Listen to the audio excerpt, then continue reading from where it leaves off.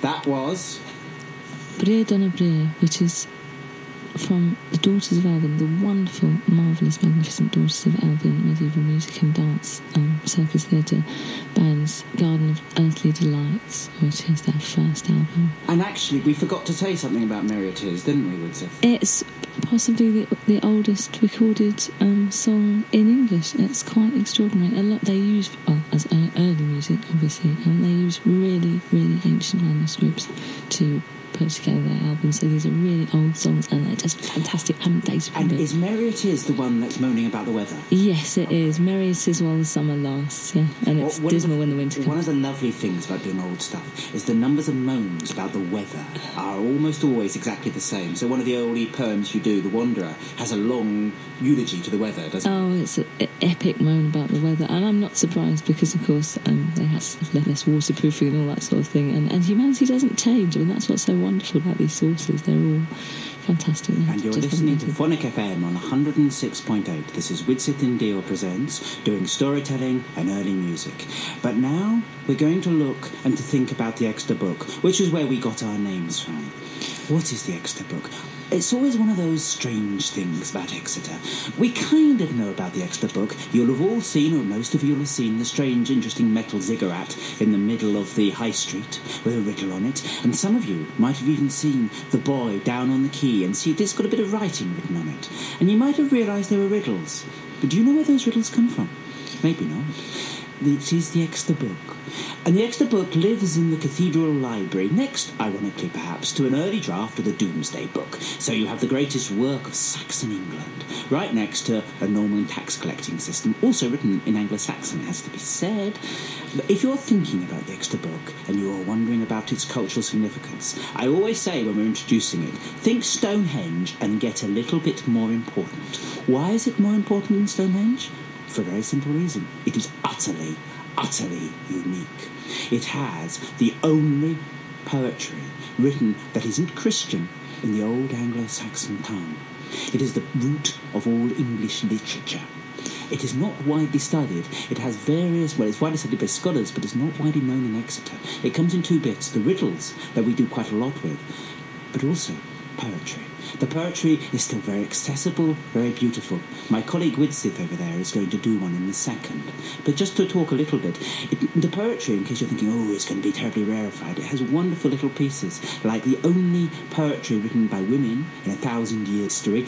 Obviously they wrote poetry, it just wasn't written down, and beautifully enough, one of them is possibly, am I allowed to say this, possibly a ménage à trois. Well, that's just my interpretation of that. But it makes a very good interpretation. But this isn't that.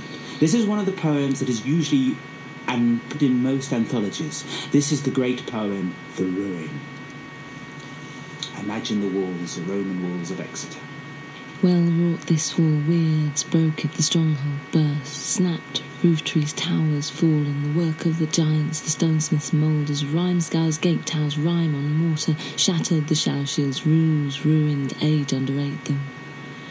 And the wielders and rights, earth grip holds them, gone, long gone, fast in graves grasp, or 50 fathers and sons have passed. Walls stood, kings fell often, stood under storms, stands yet the wallstone, hacked by weapons, by files grim ground, shone the old skilled work, sank to lone crust.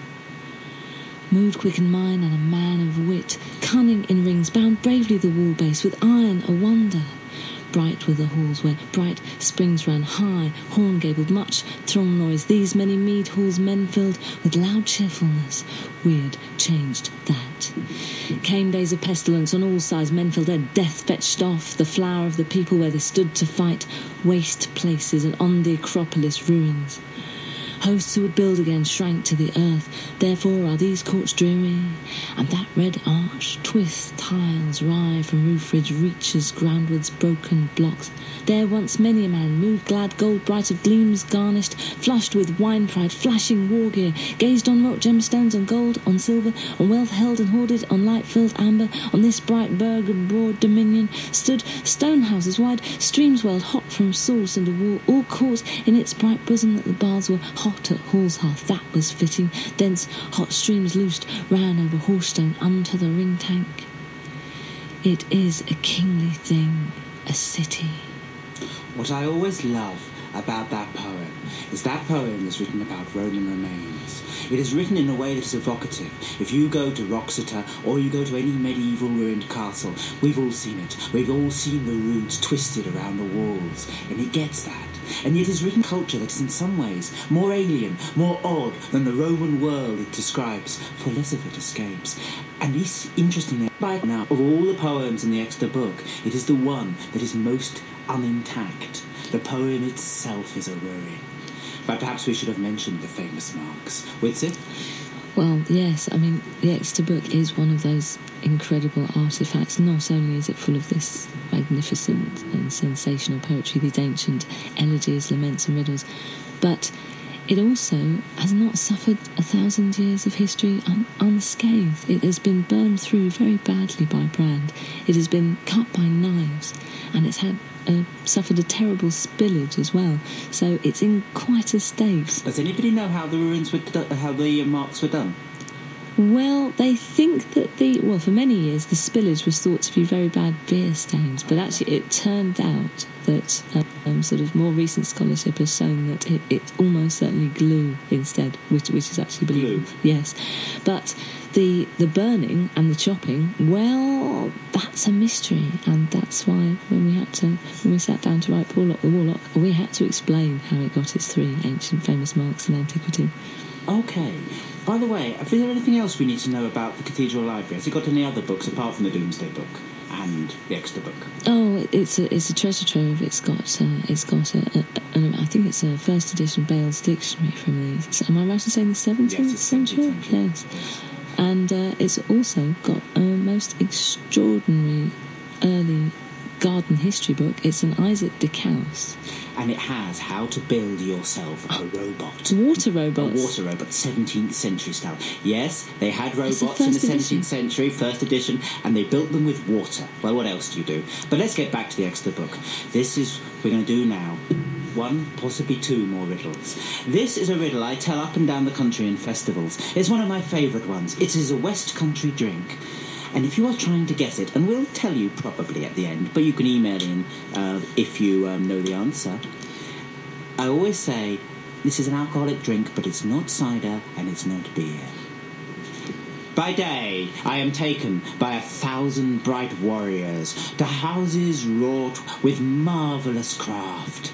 And then at night, men come with smoke. They take me up and lay me in a bath, from which I leap up, a bright warrior. I go then amongst the halls of men, and many a young man or elderly churl will have a few bouts with me. I allow him to lay me back.